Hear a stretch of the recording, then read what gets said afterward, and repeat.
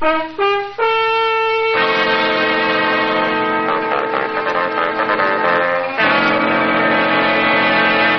New Adventures of Sherlock Holmes, starring Nigel Bruce as Dr. Watson and Tom Conway as Sherlock Holmes.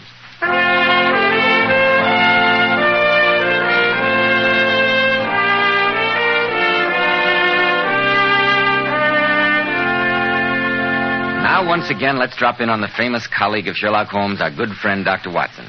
Good evening, Dr. Watson. And a very good evening to you, Mr. Bell. I'd almost given up hope of your coming tonight. I know it's pretty late, Dr. Watson, but I saw that your light was still on, so I thought I'd drop in. I'm glad that you did, Mr. Bell. Applying the methods of my friend Sherlock Holmes, I would venture a guess that you're on your way home from the theater. Amazing deduction, Dr. Watson. Elementary, Mr. Bell. Isn't that a theater program I see sticking out of your pocket? Of course. Oh, what was the play? Hamlet. Very fine production, too. Have you seen it? No, not lately, but I think I can claim to be one of the very few men in this world to have seen a far older Hamlet than any that you saw performed tonight. An older Hamlet? I don't quite understand. Some 400 years older. You've heard me speak of Professor Moriarty? The arch-villain whom Sherlock Holmes considered his most worthy opponent? Precisely. I think that Professor Moriarty would cheerfully have given his right arm to possess the Hamlet to which I'm referring. At least he was quite willing to commit murder for it. Now, Dr. Watson, what about Professor Moriarty and the original Hamlet? I'm all ears. It all began in the most commonplace manner imaginable. I was walking down the street with Holmes in answer to a completely routine call from Scotland Yard. Hurry up, Watson. Don't lag. I must say, Holmes, that as a medical man, I heartily endorse this recent passion of yours for long, brisk walks. My dear Watson, the constant succession of dull cases with which we've recently been favored leaves me with so much surplus energy that I can only sleep by exercising myself into a state of utter and stuporous exhaustion. Look out! Look out! Good heavens, that carriage! Fetch it, Doctor! Fetch it, Holmes, Doctor! did you see that? That carriage ran right over that old man. Poor devil. I better see what I'm going to do for him, Holmes. That's your métier, Watson. Look after the poor chap. I must be getting on to the yard. The poor man. Move to one side, please. Move to one side, please. I'm a doctor. Let the doctor through. I'm all right, sir. I'm all right, thank you. Well, there are no bones broken, I'm glad to say. Here, let me help you to stand up. Thank you, sir. Yes, I'm all right. Quite all right. Very kind of you to come to my assistance. Oh, not at all. I'm a doctor. At least I picked a good spot for my accident. I see there's a pub right across the way. I hope you'll at least let me have the pleasure of standing you a drink. That's the quickest fee I ever received. Lead the way, sir.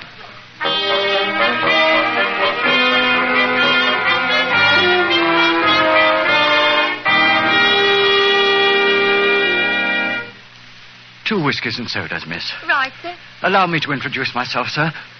My name's Franklin Burley. Oh, and here's my card, Mr. Burley. Not the Dr. Watson. Oh, you mean the little paper I wrote on the common cold in the last issue of the Lancet? I don't know about that, but aren't you Sherlock Holmes' colleague? Yes, I am. God sent you to me, Dr. Watson. Oh, really? I've been wanting to put my problem into competent hands. What do you mean? I didn't stumble in front of that carriage, Dr. Watson. I was pushed. Someone's been trying to murder me. No, Mr. Burley, I tell you, it's the truth. 2 weeks ago, a wheel came off the carriage that I was driving. A most convenient accident.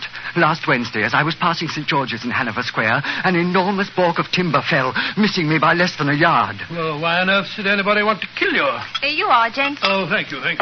Because I saw it, Dr. Watson. So what? I saw the ghost of the Burleys, which no man may see and live. Oh, no, my dear fellow. After all, this is the 19th century. We're a very old family, the Burleys. Not nobility, but just as old, just as proud, and just as poor. My father left me 2 inheritances. The magnificent Burley Library, which has been in our family for over 300 years, and the Burley ghost. Oh, you needn't look at me like that. I'd always scoffed, too, when I heard tales of the ghost. But a week ago, I saw it in the library.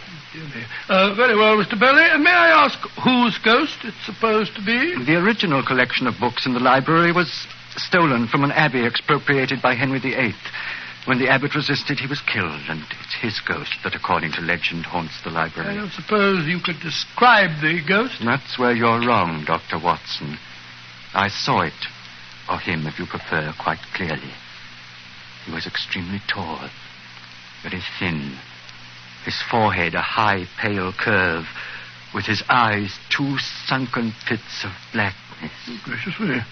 But most of all, I was struck by the slow, almost hypnotic, constant oscillation of his head from side to side in a manner which I can only describe as curiously and horribly reptilian.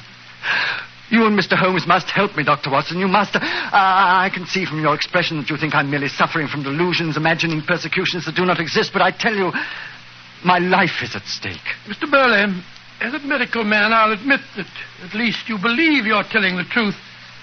Tell me, do you live alone? No, my son lives with me.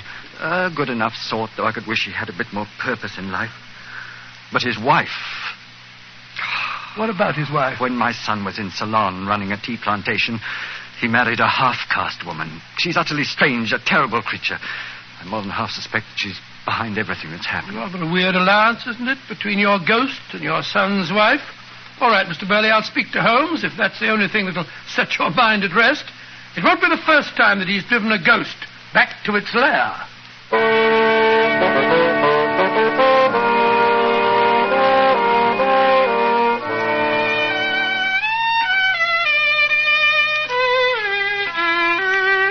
No, do stop scraping on that violin of yours, Holmes. I'm trying to tell you about this poor chap's delusions. I assure you, Watson, you've been receiving my closest attention. So your friend Mr. Burley suspects his son's half-caste wife. Go on. Well, that's all there is to it. I promised him that I'd tell you his story, although obviously the poor man is the victim of a persecution phobia. I wonder, Watson. I wonder. Oh, now, really, Holmes. There are certain definite points of interest. That description of the ghost, for instance. Tall, very thin, high forehead, with a constant oscillation of his head in a reptilian manner. Who does that remind you of, Watson? Remind me of? I don't know. Could it be anyone but our friend Moriarty? Good heavens, you're right. And a library of the nature that you describe might well contain treasures worthy of the professor's highly selective interests. I tell you, Watson, it sounds precisely like Moriarty. The inspection of the library in his ghostly guise, followed by the realization that if he's to secure without suspicion the treasures he covets, their owner's death is necessary. Come, Watson. Stop lounging in your chair. Oh, but where are we off to? Mr. Burley said he was returning to an ancestral home at the seaside in Cornwall. Yes? We shall join him there. It's been too long since I've crossed swords with such a masterly adversary as Professor Moriarty.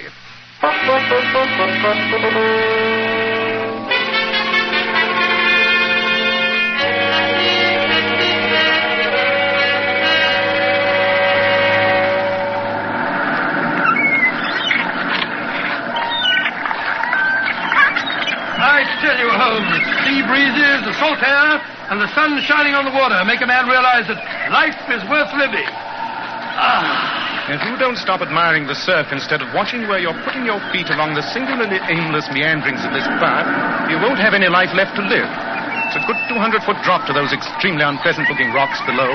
Yes, I see what you mean. Say, Holmes, just look down there.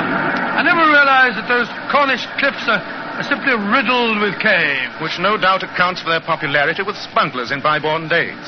That and their inaccessibility, except from the sea. The path seems to divide just up there ahead of us. Of course, that fool of an innkeeper didn't tell us which fork to take. A problem, Watson, but not one incapable of solution. And may I ask how you propose to solve it? Deductive reasoning, I suppose? Not at all. I shall merely inquire the proper direction from that boy who seems to be bird's nesting behind those bushes. Oh. Here, young fellow. Hi, my lad.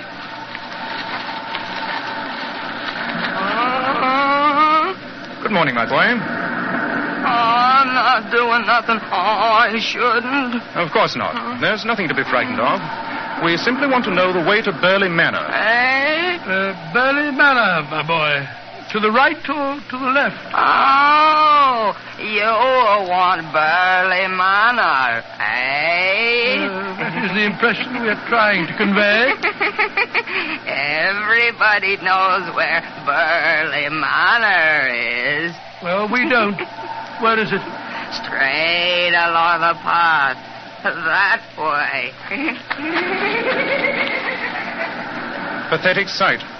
When will our civilization advance sufficiently to produce a race free of such pitiable creatures as that? Oh, I don't know. The boy looks well-fed and happy.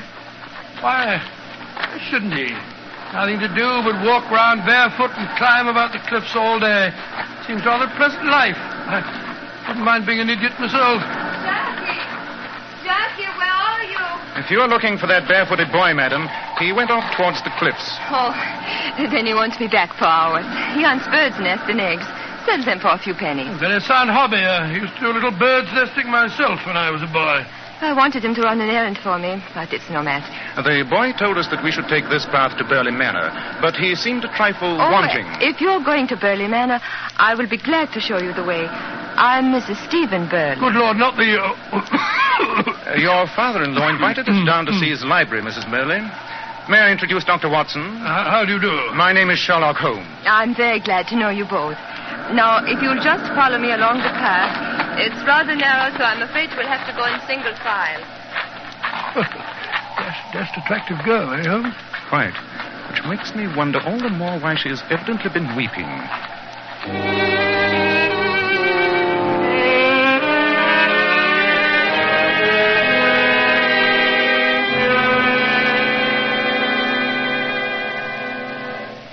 So that's Burley Manor. Impressive-looking old place, I must say. They built them to last in those days. I suppose it is impressive. But is it a house which conveys to you an aura of happiness, Dr. Watson? Well, I can't say that I've ever... Oh, there's Stephen now on the terrace. Lila, where the devil have you been? This is Mr. Sherlock Holmes and Dr. Watson. How do you do? How do you do? Glad to know you. Your father asked them down to see the library. The library? Oh, stacks of weird old books in there. Stuff's never been catalogued. Can't make any sense out of it myself. No, it's not my dish of tea either. Felt like reading Hamlet one night. Found some old black letter thing I could barely spell my way through. And from the little I made out, it wasn't even the right form of the play. Really, Mr. Burley? How was that? Oh, it started out with some sort of a prologue. All about ghosts and revenge. Never saw that in Hamlet. Stephen, where is your father? I haven't seen him since I packed his lunch. Has he gone off to the cliffs already? You must have just missed him, Mr. Holmes. He often spends the day browsing about out there. Takes lunch along with him. And he's gone off alone? Which path did he take? The one toward the cliffs. But I don't... Come, Watson. There's not a moment to lose.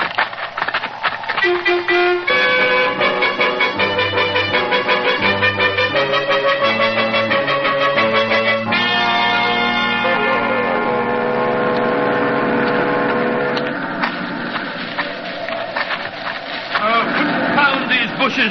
I might as well try to hurry through a bramble hedge. I only pray we catch up to him in time. What was all that about Hamlet, Holmes? Only that there is indeed a treasure here, Watson, and one fully worthy of Professor Moriarty's distinguished attention. Treasure? What sort? From Stephen's unseeing description, I deduce that the Burley Library must contain the Hamlet. The Hamlet? Oh, what's that? The original play ascribed to Thomas Kidd, upon which Shakespeare based his version. Not a single copy is known to exist in the entire world, Watson. It would be absolutely priceless. Good gracious me. I say, Holmes, look. Up there ahead. I just caught a glimpse of a man's back beyond those trees. It must be Burley. Good. Mr. Burley! Mr. Burley! The wind's blowing towards us. He can't hear you. Hurry up, Watson. We catch him beyond that bend in the path. Great heavens! How appalling. Why, the man's literally blown to bits. As I feared, Watson, we were just too late.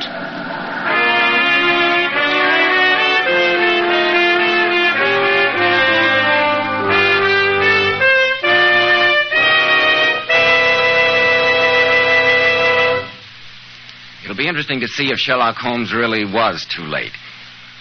And now, Dr. Watson, what happened when you and Sherlock Holmes found that Mr. Burley had been the victim of an explosion on those Cornish cliffs? Holmes sent me back to the house. As soon as I had reported what had happened, I hurried back to the cliffs where I found Holmes standing lost in meditation, his tall, gaunt form silhouetted against the sea. Holmes, I've sent a servant from the house to fetch the police. Good man. What's that you've got there? A few barely identifiable fragments of the lunchbox Burley was carrying. From the marks of the explosion, it is obvious that the bomb was in it. I see. Great Scott, Holmes. Young Mrs. Burley said that she packed that lunchbox. Precisely. And you will observe these footprints leading away here in the softer ground at the edge of the path. Naked footprints. That barefoot boy, the idiot. He saw it happen, was frightened by the explosion, and ran away in a panic. You'll notice how smooth the footprints are. Smooth? Never mind. There's little we can do now but await the police. And I doubt if it will be long before they arrest a murderer.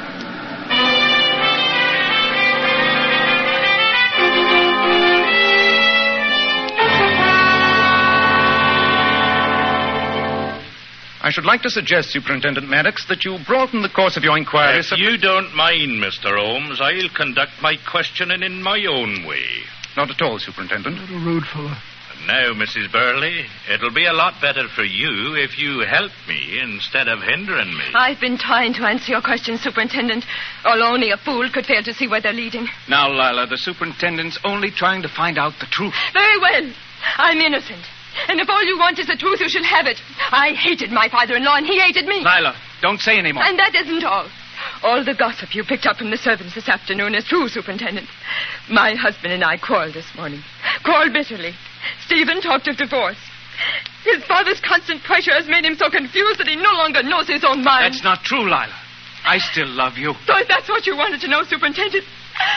Yes. I'm glad he's dead. I hated him. I hated him. I think that'll be quite enough, Mrs. Burley. I shall have to take you with me to the chief constable. The charge is murder. Oh, you're crazy, Maddox. My wife didn't kill my father.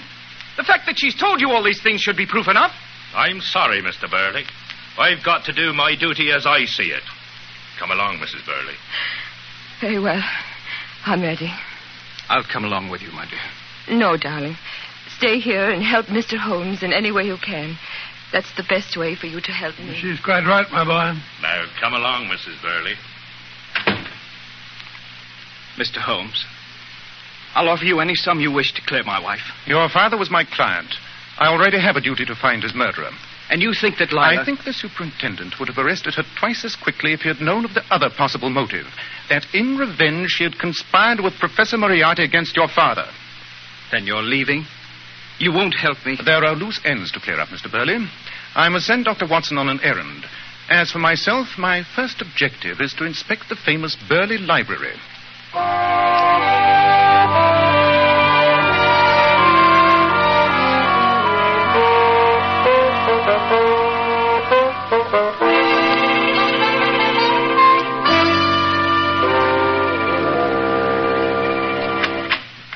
I brought you some sandwiches, Mr. Holmes. You've been in here for hours. I'm afraid I've rather lost track of time. Have you found what you wanted? I did not find it. And nothing could be more significant than its absence. There is no sign here, Mr. Burley, of the black letter Hamlet which you described. Well, that's funny.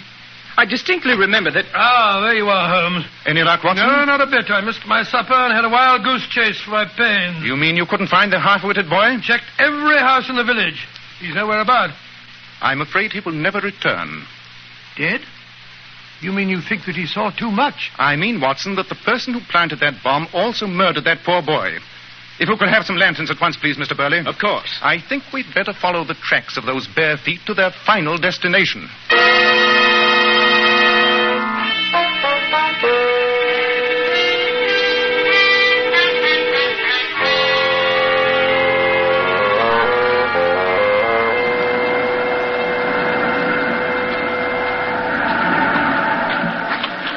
Here, Watson. Hold that lantern over my shoulder, close to the ground. This moonlight isn't quite strong enough to... Ah, that settles it. What is it? This overturned pebble. See? The underside is still moist and discolored. Someone has been here very recently. I must say, Mr. Holmes, I don't believe there's another man on Earth who could have brought us to this spot in the dark. By these minute indications you've discovered. Quite elementary, my dear Mr. Burley. At all events, our tracking's at an end.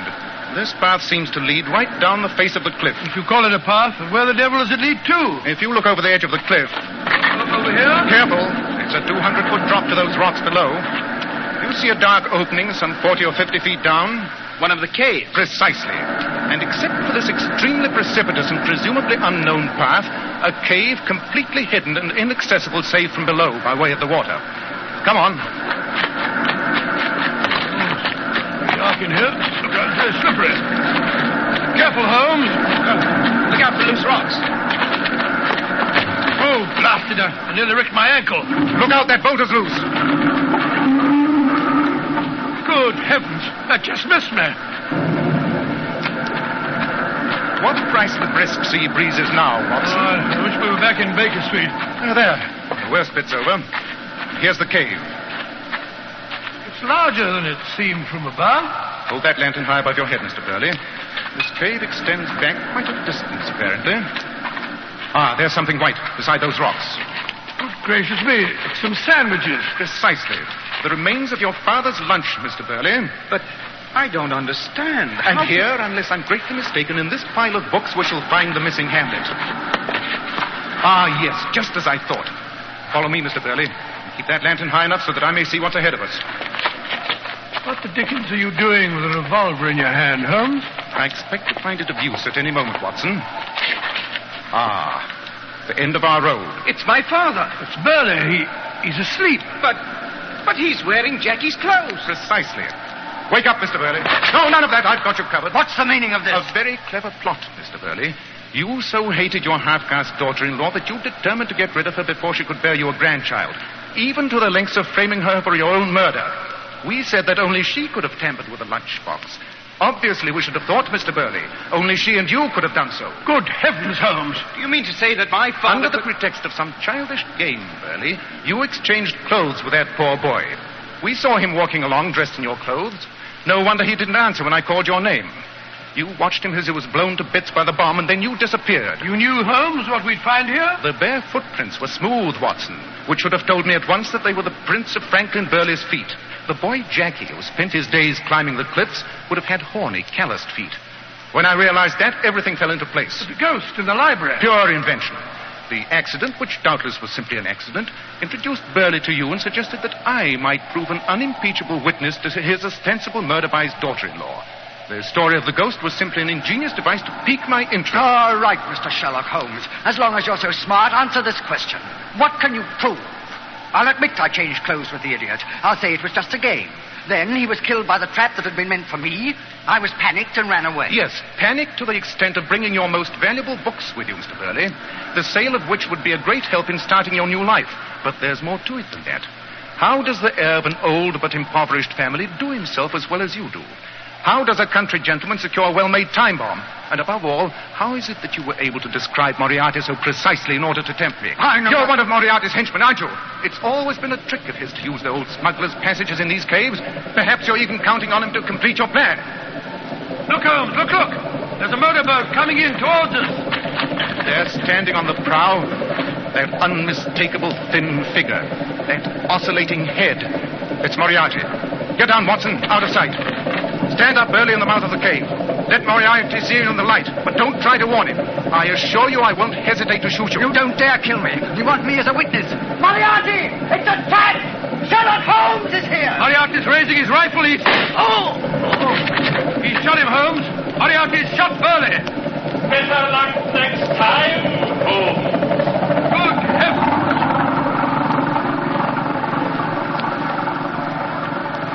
Moriarty has made certain that no one shall turn King's evidence against him. Oh! No. Don't try to stand up, man. You're badly hurt. I'm dying.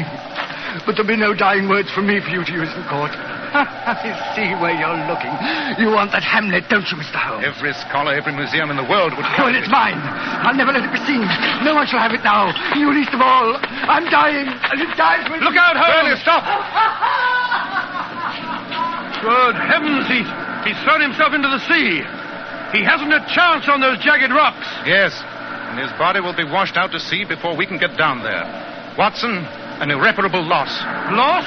A confounded murder like that? I was referring to the copy of Hamlet. I'm afraid it's the most shocking loss to English literature since half of Milton's papers were burned by his cook.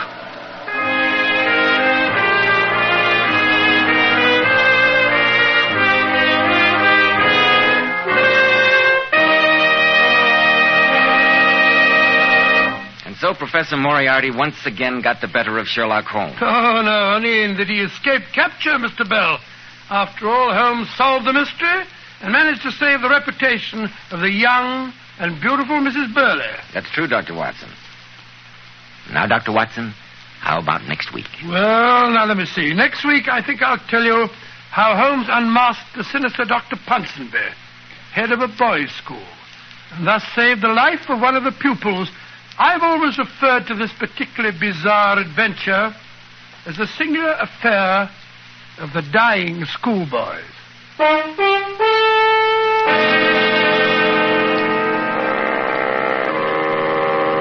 Tonight's new Sherlock Holmes adventure was suggested by an incident in Sir Arthur Conan Doyle's story, The Final Problem. Nigel Bruce appeared by permission of California Pictures. Tom Conway through the courtesy of Eagle Lion Pictures. This is Joseph Bell, inviting you to be with us next week at this same time when Dr. Watson will tell us about the singular affair of the dying schoolboys. This is ABC, the American Broadcasting Company.